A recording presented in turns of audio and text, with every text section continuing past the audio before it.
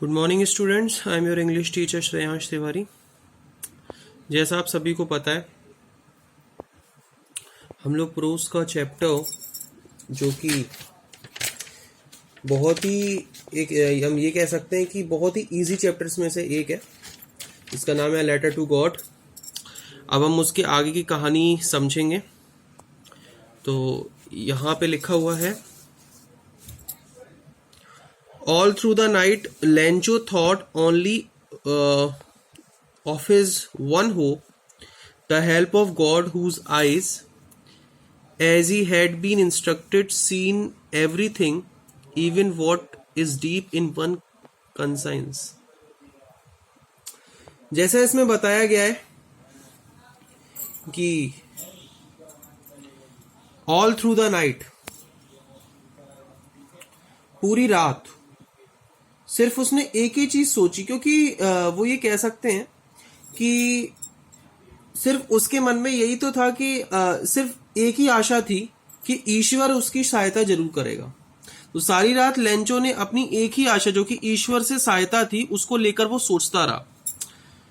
और जिसकी दृष्टि, जैसे कि उसे किसी से शिक्षा दी गई थी कि प्रत्येक चीज को देखती है, वह भी जो मनुष्य के अंतरात्मा में गहरे में छिपी होती है। Lencho was an ox of a man. Lencho आदमी क्या बैल था। Working like an animal in the fields, वह किसी पशु की भांति खेतों में काम करता था। But still he knew how to write. जैसे इसमें बताया गया है कि परंतु फिर भी वह लिखना जानता था। द फॉलोइंग संडे, अगले रविवार को प्रातः, a daybreak, सुबह सुबह उसने क्या किया, he began to write a letter which he himself would carry to town and place in the mailbox. तो अगले रविवार को प्रातः ही उसने एक पत्र लिखना शुरू किया, जिसको वह स्वयं ही कस्बे में लेकर जाएगा और पत्र पेटी में डाल देगा। मेल बॉक्स को पत्र पेटी कहते हैं, सभी बच्चे आगे लिख लेंगे। It was nothing less than a letter to God. वह और कुछ नहीं, केवल ईश्वर के नाम एक पत्र था। अब उसमें लिखते हैं भाई, गॉड, हे भगवान, ईश्वर,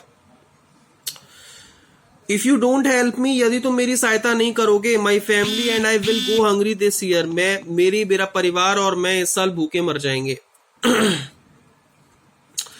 आई need 100 pesos in order of to sow my field again and to live until the crops come.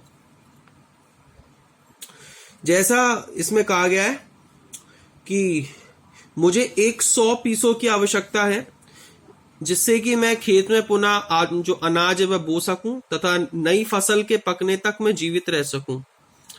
Because the hell storm, क्योंकि ओलों ने क्या किया, उसका पहले का जितना भी जो भी उसने फसल उगाई थी वो सब खराब कर दी थी।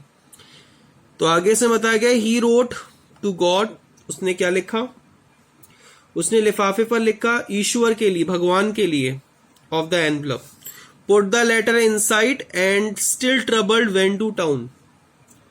वह अभी भी परेशानी में होते हुए कस्बे में पहुंचा। टाउन को कस्बा कहते हैं। एट द पोस्ट ऑफिस, डाकघर में क्या किया उसने, ही प्लेस्ड अ स्टैम्प, उसने अपने पत्र पर टिकट लगाया, end of the letter and dropped into the mail box, फिर उसने उस पत्र पेटी में डाल दिया। One of the employees who was a postman, उसमें से एक कर्मचारी था जो डाकिया था, एम्प्लॉयज को कर्मचारी कहते हैं। Also helped at the post office, went to his boss laughing heartily and showed him the letter to God. डाकघर में सहायक का काम जो करता था डाकिया, उसको वो अपने अधिकारी के पास लेकर पहुंचा और खूब हंसता हुआ लेके पहुंचा, और उस पर लिखा था कि ये एक ईश्वर के नाम पत्र, अ लेटर टू गॉड।